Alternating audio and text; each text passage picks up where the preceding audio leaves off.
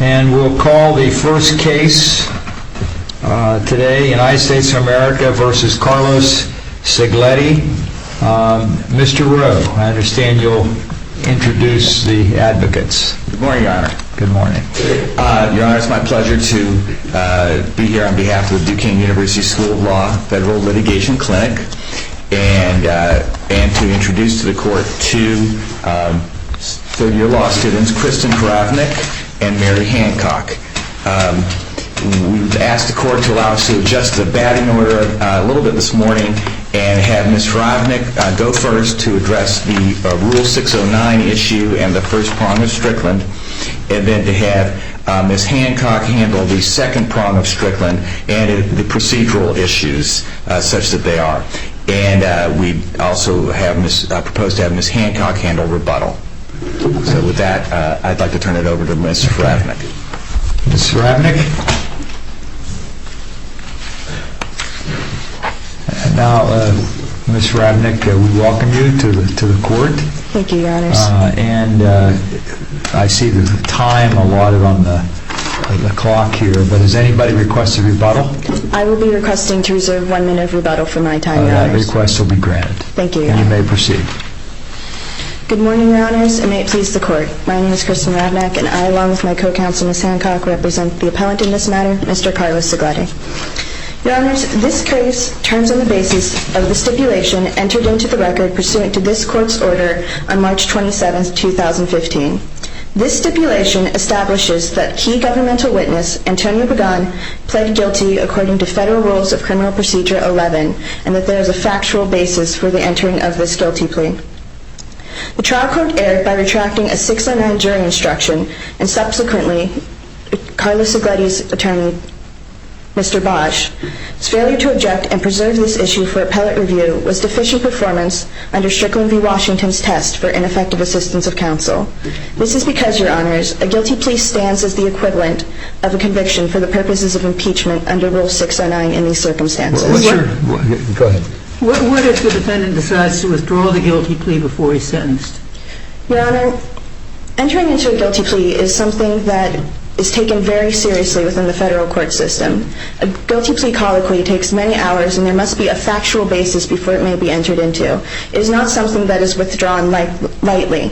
It is something that has a very strict and standard basis before it may be entered into. And it should not be withdrawn except for certain circumstances as stated under Federal Rule of Criminal Procedure 11D. It can only be withdrawn after acceptance but before sentence if the court rejects the guilty plea under Rule 11C5, or if the defendant can show that there is a fair and just reason for requesting this withdrawal. Antonio Pagan had no basis for requesting this withdrawal in this case. Well, you're just educating us as to how hard it is to withdraw a guilty plea, but I'm not sure you answered Judge Roth's question, and I'm interested in the answer to that question. What happens if, in fact, a guilty plea is withdrawn before sentencing? What effect does that have? If it is withdrawn before sentencing, then as he gave testimony in this case before that happened, the jury should be made informed that he still has the opportunity to withdraw his guilty plea. This is congruent with 609E, which allows a conviction to be placed before the jury even if it's still pending appeal. In that circumstance, it's the equivalent of it could also be withdrawn, but the jury is still allowed to hear this information and assess the credibility of the witness in those circumstances. Now, what's your legal basis for saying it's a criminal conviction? I know you've made some persuasive arguments here, but give us something to hang our hats on. Well, Your Honor, in the advisory committee notes for the Federal Rules of Evidence 609, it says that as a means of impeachment, evidence of the conviction of crime is significant only because it stands as proof of the commission of that underlying criminal act. And Your I'm Honor, sorry, make sure you speak into those microphones. Yes, I'm Your sorry, I didn't quite hear your answer there. Okay. Your Honor, it says in the advisory committee notes for Rule 609 that as a means of impeachment, evidence of conviction of crime is significant only because it stands as proof of the underlying criminal act. And Your Honors, as I stated, before a guilty plea may be entered, there must be significant factual proof of an underlying criminal act, which it could stand for in this case. A guilty plea is a factual finding of guilt by the court. And a factual finding of guilt differs in purpose and effect from mere admission or extrajudicial confession. It is itself a conviction. Like a verdict of a jury, it is conclusive. More is not required. The court has nothing to do but enter judgment. This is language from the United States Supreme Court in Dickerson v. New Banner Institute. Now, let's talk a little bit about, you're saying that it was error to not make the objection and to not raise the question on appeal. Yes, Your Honor. But was it prejudicial? And tell us why it was prejudicial in light of the expansive jury instruction that remained after the criminal conviction language was removed. Well, Judge Fischer, Ms. Hancock will be discussing the prejudicial prong of Strickland v. Washington's test. However, by not allowing the jury to be able to fully assess the credibility of the witness on the stand, it prevented the jury from being able to fully understand what was happening in the case and therefore prejudiced the client.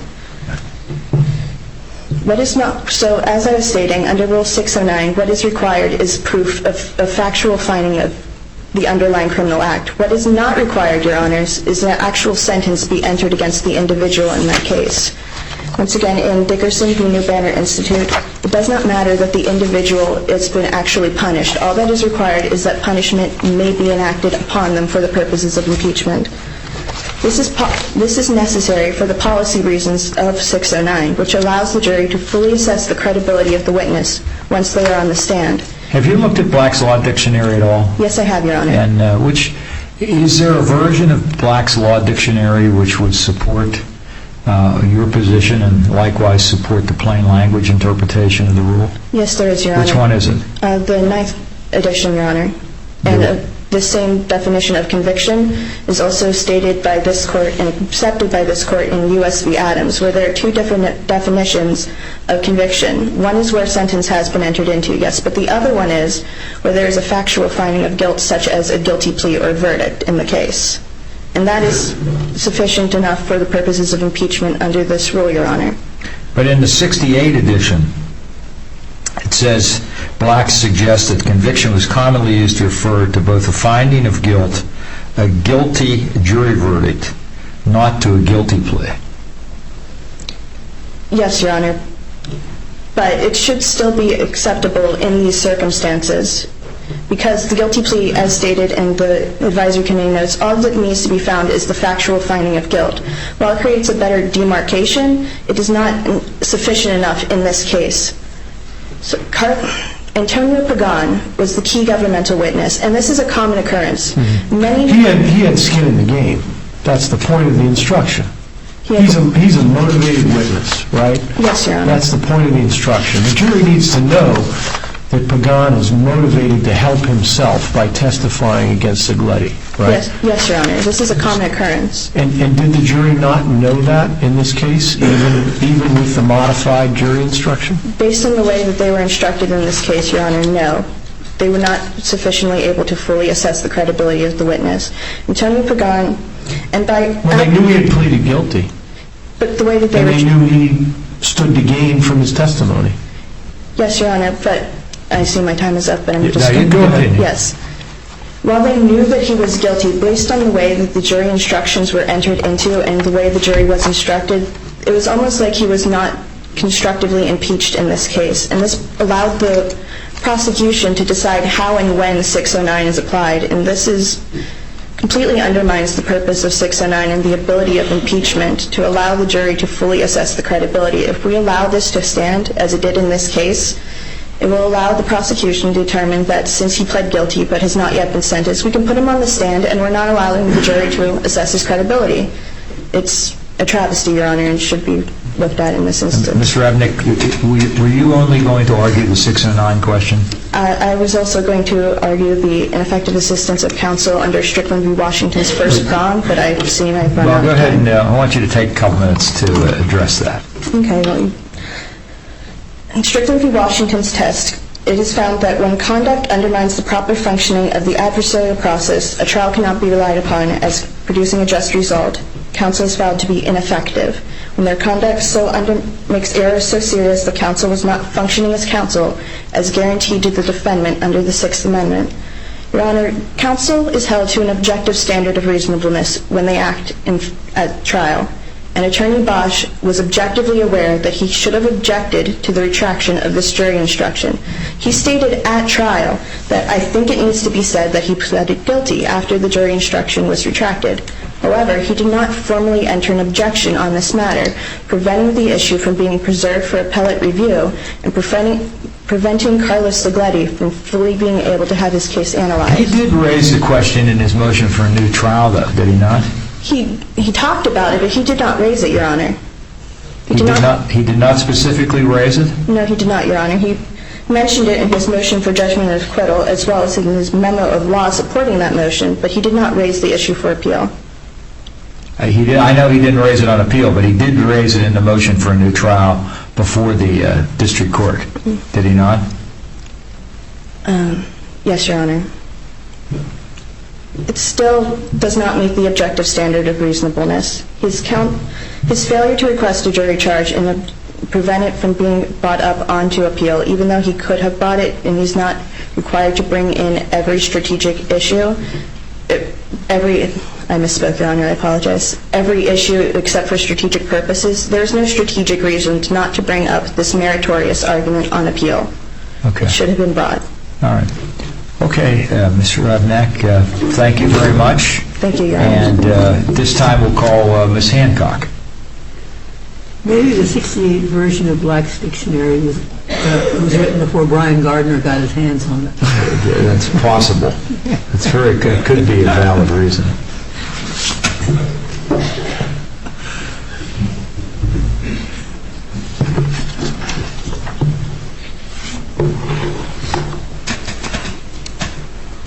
Good morning. My name is Good morning. My name is Mary Hancock on behalf of the appellant in this case, Mr. Carlos Cegledi. Because of the unprofessional errors on the part of trial counsel in failing to object to the retraction of the prior conviction jury instruction relating to the government star witness, Antonio Pagan, this court should find that the prejudice prong of Strickland was met. Ms. Hancock, go ahead, Judge Ross. The cross-examination of Mr. Pagan was extensive. I read it in the record, and the jury understood full well whether you considered it an actual conviction or not, what he stood to gain from testifying against the defendant in the Cegledi trial. And didn't the jury have everything they needed in order to properly judge the credibility of Mr. Pagan? It's unclear, Your Honor. The last thing that the jurors heard when they retired to the jury room was Pagan has no prior conviction. There's a presumption throughout this circuit that jurors are presumed to follow the instruction of the trial judge. As the government admitted in its brief, there are two definitions of the term convictions that are commonly known. One which encompasses a guilty plea, while the other does not.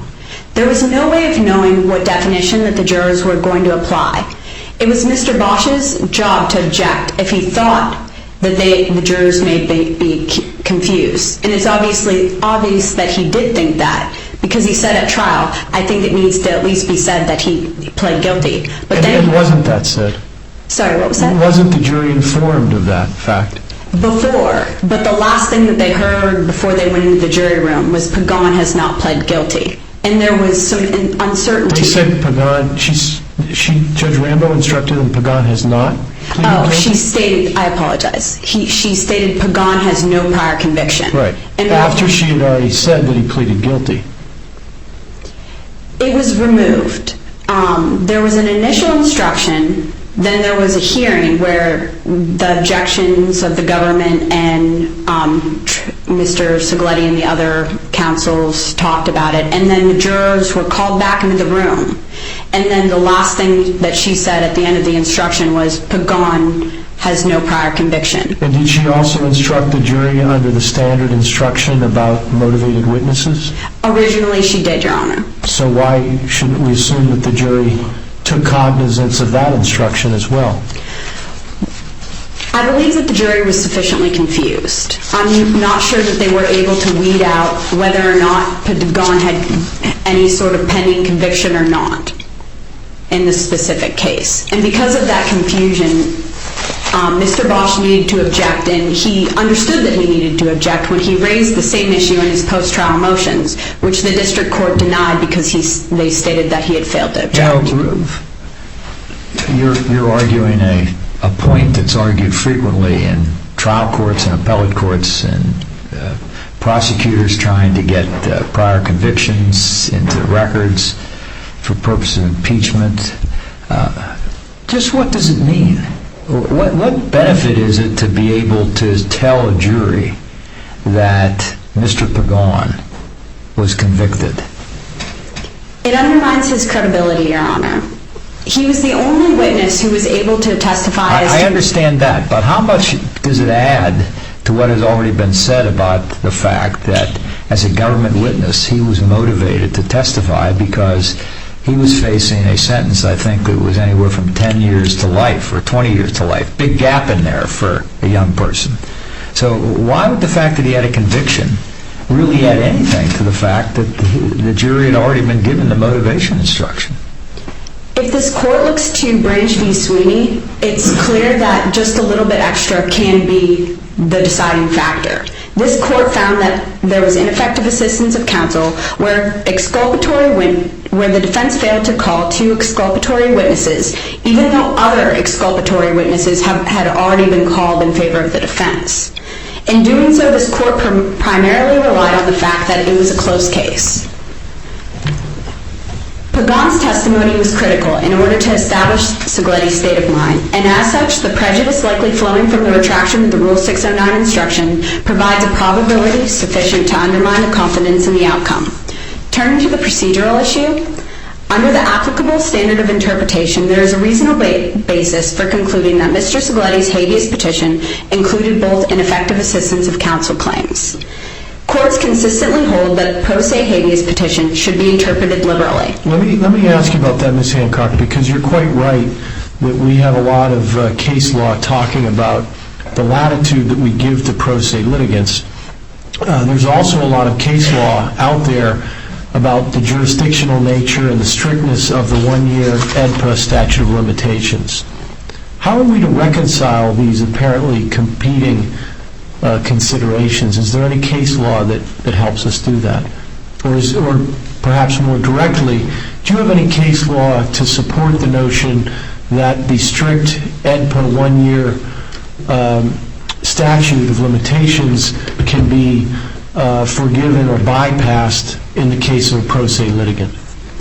The case law that we look to for liberal construction is Rainey v. Varner and U.S. v. Pennsylvania.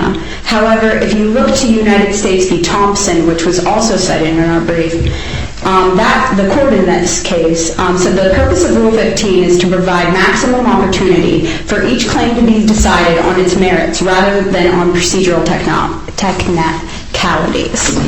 Well, a statute of limitations isn't exactly a technicality, is it?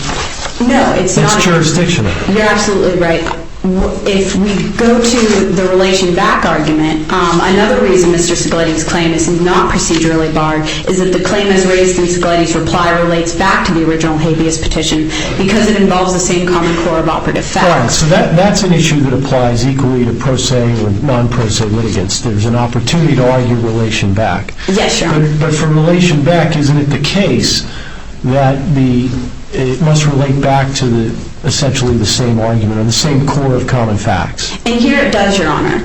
Mr. Cegledi raised in his original habeas petition, his first claim was an ineffective assistance of counsel claim partly based on the unprofessional omissions and misconduct of his trial counsel.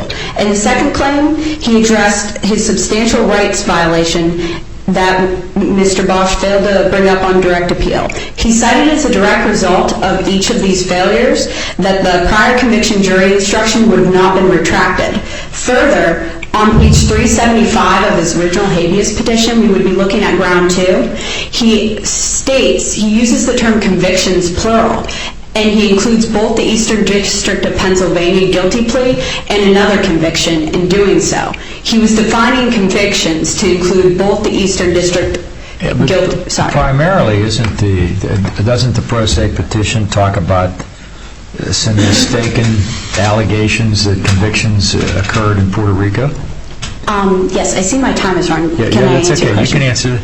It does talk about the claim in Puerto Rico. However, it can't be interpreted so narrowly. We really are looking at a liberal construction as opposed to something so narrow.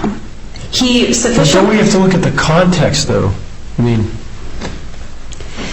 all of the disputation was about the supposed Pagan convictions in Puerto Rico, and it turned out, as I understand it, to be a case of some other Pagan. Is that right? You're right in that sense. It can't be looked at so narrowly, though. He states other convictions within that same ground one. It's not solely the conviction in Puerto Rico. If you look at the language, it looks like he's truly trying to bring in any conviction that might be related to Mr. Pagan. Okay.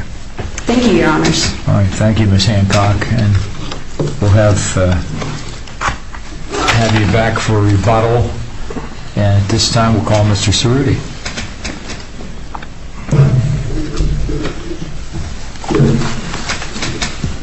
Thank you. Good morning, Your Honors. May it please the Court, Stephen Cegledi on behalf of the United States. As we've been talking about this morning, Cegledi does raise two separate issues on appeal. There are problems with both of them, both procedural and substantive. The first one being the procedural issue that was just discussed, and that's timeliness. And Judge Hardiman, I think you were absolutely right when you say that the original claim that was raised in Mr. Cegledi's petition has to be taken in context. And the context is exclusively, the United States believes, the context of these erroneously erroneously believed to be convictions in Puerto Rico in the 90s of Mr. Pagan. Well, the trial judge didn't think so. So what are we to make of that? Are we to give any deference to Judge Rambo's decision in this regard? I don't think you should, because we, the government, do believe that she erred on that. We obviously argued differently. What's our standard of review on that issue? For this case, I think because we're looking at interpreting what was actually raised, I think you can use a plenary standard. We're not talking about an actual finding of fact. Those convictions, at this point, no one disagrees, and at the time they didn't disagree that those were not the convictions of the same Antonio Pagan. But Ms. Hancock just made a good point about convictions plural. Isn't there some nebulousness in that maybe barely gets him over the hurdle that allows him to relate the claim back? Say no, because you do have to take it all in context. He does refer What to... context can you point to show us that convictions doesn't mean the conviction that we've been talking about here? Page after page in both of his initial two issues that he raises in his petition that refer to specific case numbers out of Puerto Rico and in the mid-90s where he talks about those convictions. To the extent that he references the 2008 conviction at all, it is simply to say that as a result of these other convictions that he believed Mr. Pagan received in Puerto Rico and in the 90s, that would have raised his minimum sentence in the 2008 conviction. At no point does he argue that the 2008 conviction wasn't brought up. As the record shows, it clearly was. The 2008 guilty plea that ultimately became a conviction.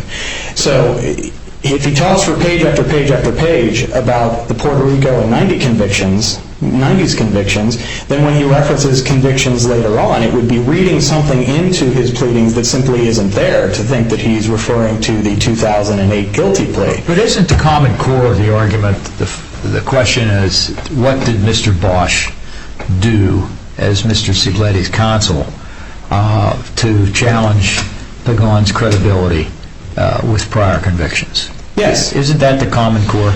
Well, the operative facts for that would be, again, you look to what he's accused of not doing in the first two claims that Mr. Cegledi raised in his 2255 petition, and that goes to investigation pre-trial, which would have discovered these Puerto Rican and mid-90s convictions. Or, if you go to claim 2, then it's the government's alleged misconduct and Mr. Cegledi's failure because of his lack of investigation to be able to call the government on that alleged misconduct. That is completely different, both in time and type and the operative facts, than the claim that he is trying to raise here, which is at the very end of trial, and indeed then on appeal, he didn't raise the issue of the 2008 guilty plea as support for a 609 instruction. Do you say this is a completely new claim? Yes. As we held under the case of U.S. versus Duffus? Yes, this would be a completely new claim.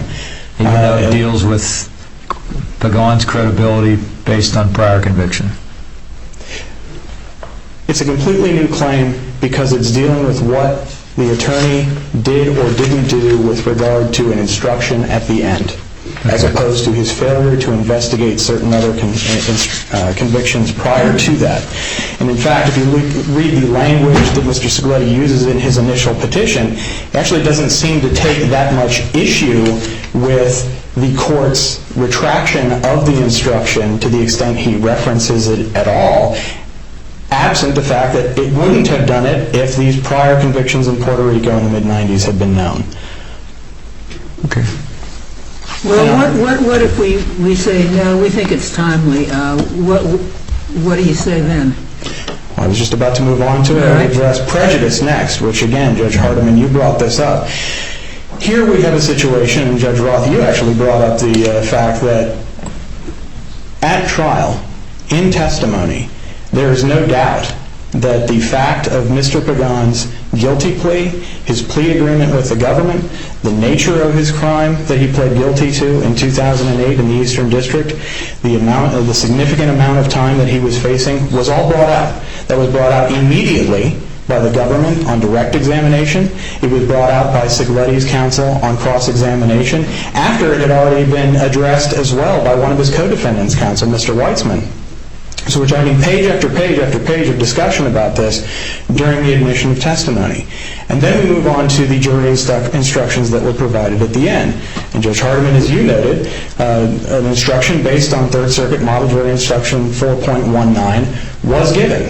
And that is much more pointed, I would say, in directing the jury to address or question the credibility of a witness than the retracted instruction, which was a 4.25, which was basically just two lines saying this person's been convicted, you may consider that. When you look at 4.19, which was not retracted, and I would agree that jurors are expected and believed to follow the instructions they are given, well, look at the instruction that was left to remain, 4.19. Well, maybe the jury might have been confused when the judge, at the very end, without referring to what came earlier, said, this man does not have a conviction.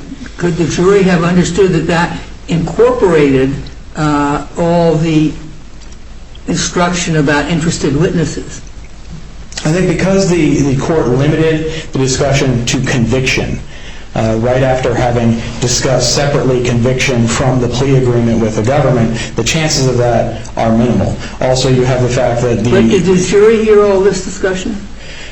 It did not hear the discussion between counsel and the court. It did hear the judge then come out and say, look, I just told you that he was convicted, he was not. That would be struck from the charge that was provided to the jury. Now, that charge that was not only delivered to the jury, but the written instructions that were given to the jury for their deliberations, it doesn't appear that those instructions are in the record.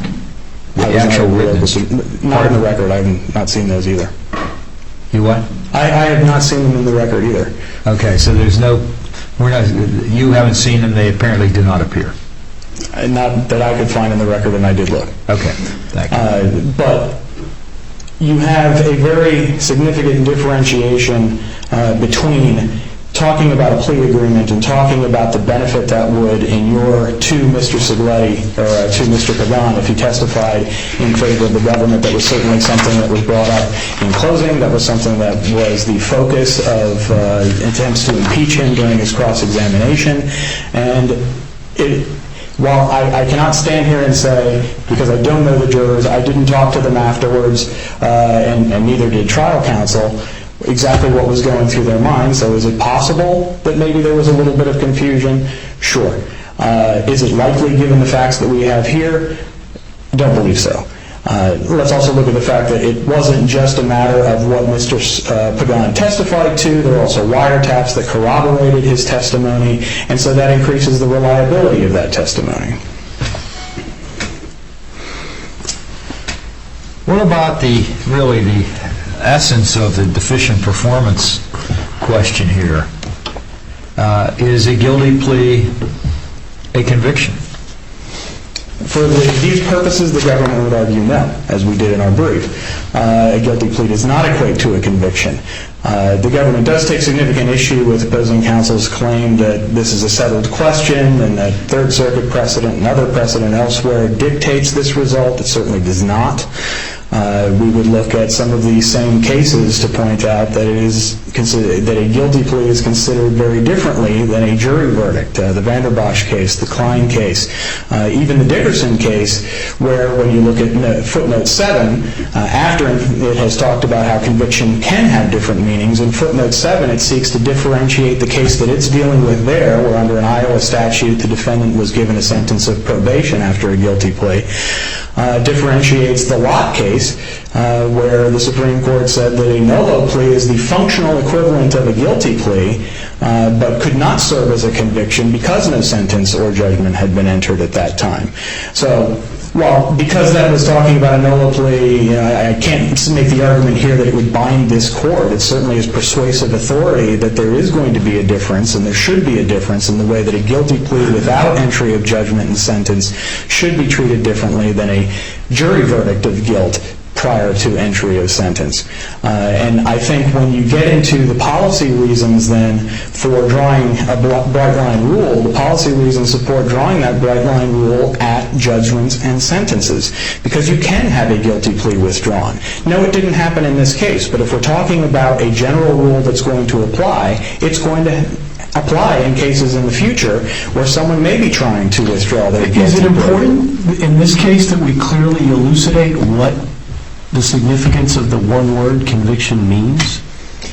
No, because obviously the government, as I've argued here today and in my brief, believes that this case can easily be resolved, if not on the prejudice prong, then on the timeliness prong as well. I don't think that this court needs to get into addressing the perhaps sticky wicket without clear precedent dictating how 609's conviction requirement should be interpreted. So I don't think the court needs to get there to resolve this case. And so it only addresses one of the two Strickland prongs, and that's even if you get by the procedural issue that the government has raised. Okay.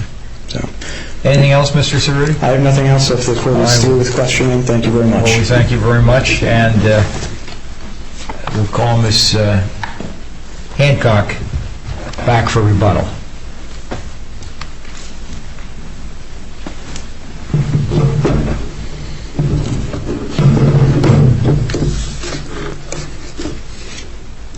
Good morning again.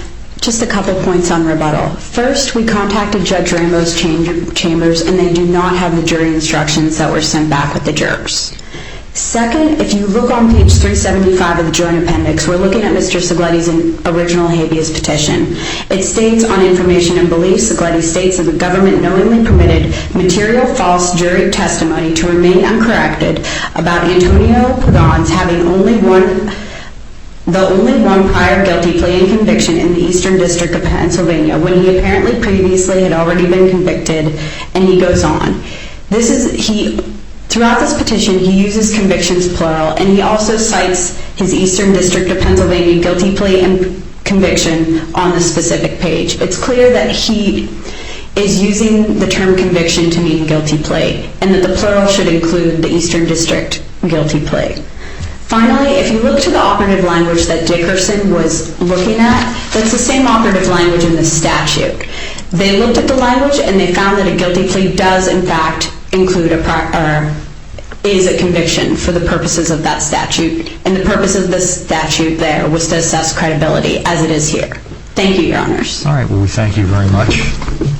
And we want to thank all counsel, and particularly want to thank Duquesne University School of Law and your Federal Appellate Clinic, as well as your students, Mr. Rowe, for helping in this case and for performing pro bono service, and also for the preparation that you and your students put in to present this very effective argument to the court. We look forward to hearing them argue before us in Philadelphia when they have graduated. Those very kind words, and we appreciate it. Several other students in the class, as well as Professor Stephen Baker McKee, are here. They all did a team effort to get these two students ready. So it's very kind of work. Okay. And we thank you, Mr. Cegledi. And this time we'll take the matter under